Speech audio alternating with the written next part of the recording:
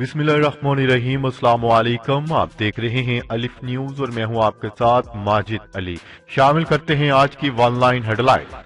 America ने अमारात को जंगी तैयारे और सऊदी अरब को हथियारों की फराहमी रोक दी।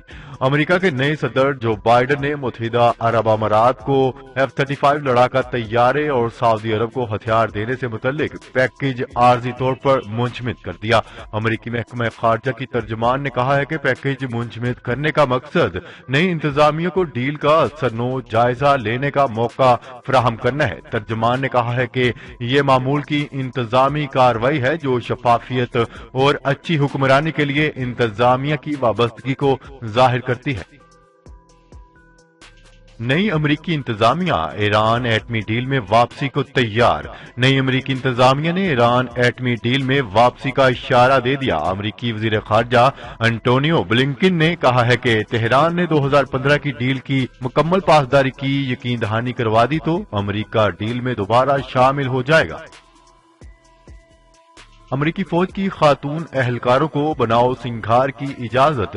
अमरीकी फौज की खातून एहलकारों को बाल लंबे करने, बालियां पहनने, लिपस्टिक और नेल पॉलिश लगाने की इजाजत दे दी। अमरीकी फौज में शामिल खवातीन के लिए ग्रूमिंग पॉलिसी पर नजरसानी की गई जिसके तहत वो मर्जी से लंबे बाल कर सकती है। बरतानवी वज़ीर-ए-आज़म बोरिस जॉनसन ने बरतानिया में 8 मार्च से स्कूलों को दोबारा खोलने का ऐलान कर दिया। बोरिस जॉनसन ने बरतानिया में स्कूल खोलने के हवाले से बयान जारी किया जिसमें उन्होंने कहा है कि अगले माह इस तारीख की तस्दीक की जाएगी। वाज़ेह रहे कि बरतानिया में कोरोना वायरस के खिलाफ वैक्सीन का इस्तेमाल और मुख्तलिफ पाबंदियों के बावजूद अमवात और मरीजों की तादाद में मुसलसल इजाफा हो रहा है। चीन के शहर वुहान में मौजूद आलमी अदालत सेहत की टीम का करंतना आज खत्म हो गया। आलमी खबरसां एजेंसी की जानिब से जारी करदा बयान में कहा गया है कि आलमी अदालत सेहत WHO की टीम 14 जनवरी को वुहान पहुंची थी। न्यूज रिपोर्ट के मुताबिक WHO की टीम को चीन पहुंचने पर 2 हफ्ते के लिए करंतना किया गया था। खबरसां एजेंसी ने बताया है कि WHO की टीम कोरोना वायरस की इब्तिदा और फैलाव पर तहकीक के लिए चीन आई है। सऊदी अरब के सूबा तबूक के गवर्नर शहजादा फहद बिन सुल्तान तेलोर का शिकार करने के लिए बलोचिस्तान पहुंच गए। गवर्नर तबूक शहजादा फहद बिन सुल्तान खसूसी तैयारे के जरिए बलोचिस्तान के इलाके दालबंदीन पहुंचे जहां गवर्नर बलोचिस्तान ने इनका इस्तकबाल किया। गवर्नर तबूक दालबंदीन में क्याम के दौरान अपने वक्त के हमरा तेलोर का शिकार करेंगे। पाकिस्तान में करप्शन में इजाफा, ट्रांसपेरेंसी इंटरनेशनल की रिपोर्ट जारी। ट्रांसपेरेंसी इंटरनेशनल ने करप्शन से मुतल्लिक आलमी रैंकिंग जारी कर दी जिसमें 180 ममालिक की फहरिस्त में पाकिस्तान का 124वां नंबर आया। ट्रांसपेरेंसी इंटरनेशनल रिपोर्ट के मुताबिक करप्शन रैंकिंग में पाकिस्तान की गुज़िश्ता साल के मुकाबले में 4 दर्जे तनज़ली हुई। 2019 में करप्शन से मुतल्लिक इस फहरिस्त में पाकिस्तान का रैंक 120 था। प्लास्टिक बैग्स पर पाबंदी गैर मौसर। हुकूमत अब क्या करने जा रही है, तफसीलात सामने आ गई। माहौलियाती आलूदगी के पेश नजर प्लास्टिक की थैलियों पर कई बार लगाई जाने वाली पाबंदी के बावजूद मुल्क भर में इसका इस्तेमाल मुकम्मल तौर पर जारी है, लेकिन इस बार हुकूमत ने इस मसले को हल करने का फैसला कर लिया। पाकिस्तान दुनिया के इन 128 ममालिक की फहरिस्त में शामिल है जहां प्लास्टिक से बने शॉपिंग बैग्स के इस्तेमाल पर पाबंदी आयद है, लेकिन कानून पर अमल दरामद करने के लिए हुकूमती मशीनरी नाकाम नजर आती है।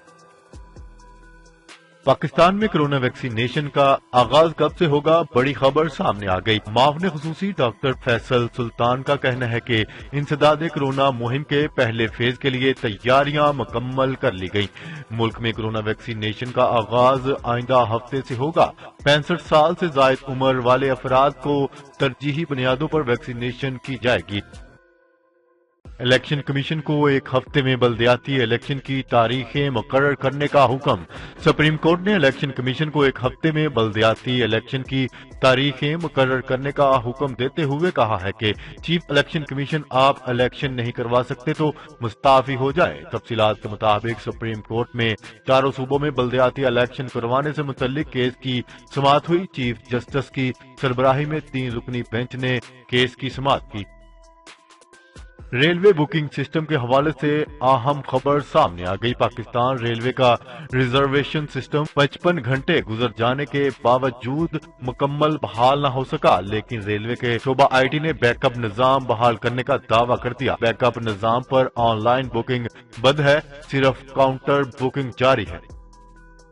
وزیراعظم عمران خان آج کامیاب کسان پروگرام کا افتتاح کریں گے۔ عثمان ڈار کا کہنا ہے کہ کامیاب کسان منصوبہ کامیاب جوان پروگرام کے بینر تلے شروع ہوگا۔ پاکستان تب کامیاب ہوگا جب کسان کامیاب ہوگا۔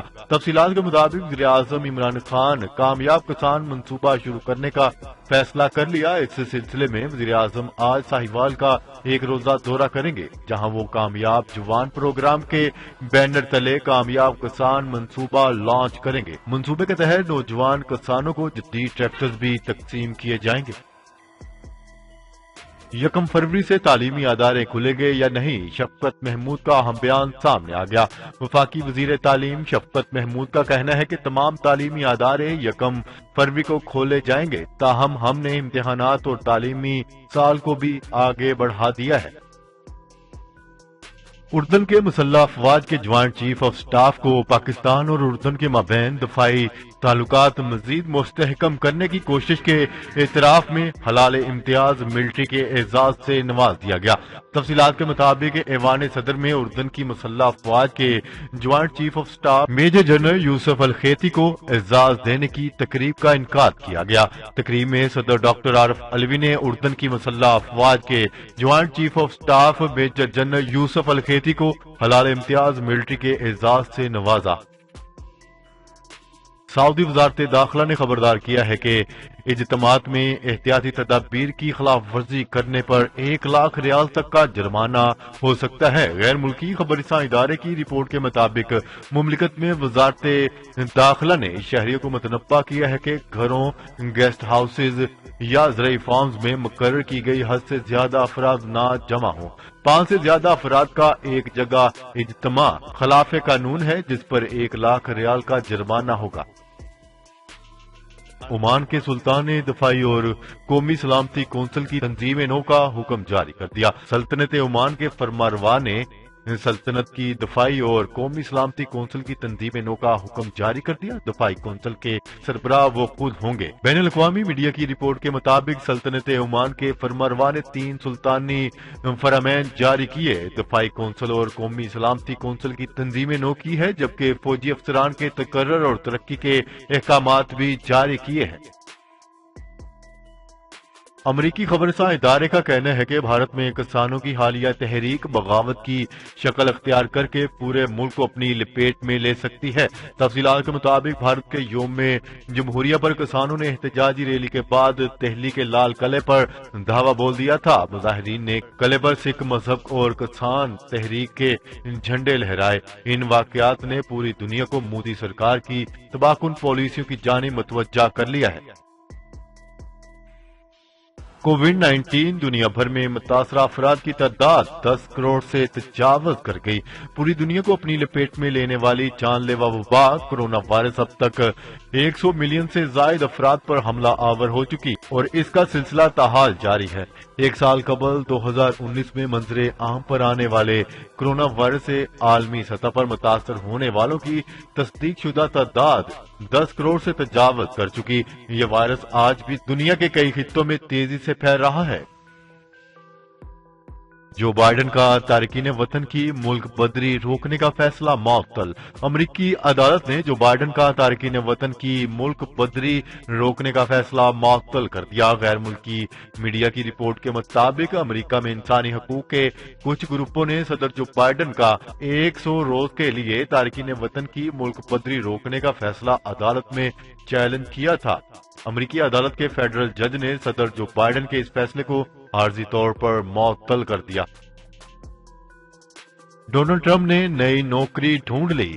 سابق امریکی صدر ڈونلڈ ٹرمپ نے نئی نوکری ڈھونڈ لی۔ فلوریڈا میں دفتر کھول لیا، جہاں سے وہ سابق صدر کی حیثیت سے اپنے فرائض سر انجام دیں گے اور عوامی مسائل کو دیکھیں گے۔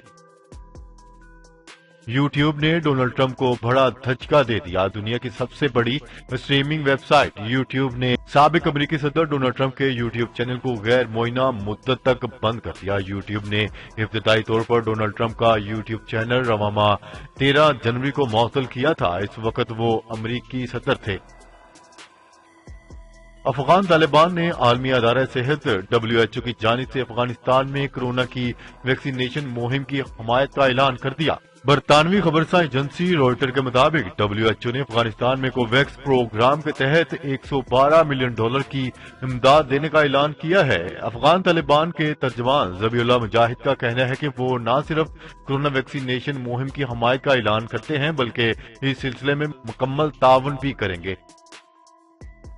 اسپین کی حکومت نے کم آمدنی والے شہریوں کے لیے نئی امدادی اسکیم کا اعلان کر دیا۔ اسپین کے صوبہ کاتالونیا کی حکومت نے 2021 کی پہلی سماہی میں کم آمدنی والے شہریوں کے لیے امدادی اسکیم کا اعلان کر دیا۔ صوبائی حکومت کی جانب سے مالی امداد کی اسکیم کا اعلان وزیر خزانہ پیراگونز نے پیر کے روز کیا، جس کے تحت چھوٹے کاروباری حضرات کے سمیت دیگر افراد کے لیے 61 کروڑ 80 لاکھ یورو کی خطی رقم مختص کی گئی ہے۔ جی تو ناظرین، آج کے لیے اتنا ہی۔ مزید خبریں لے کر بہت جلد آپ کی خدمت میں حاضر ہوں گے۔ تب تک کے لیے اپنا خیال رکھیے گا۔ اللہ نگہبان۔ پاکستان زندہ باد، پاکستان آرمی پائندہ باد۔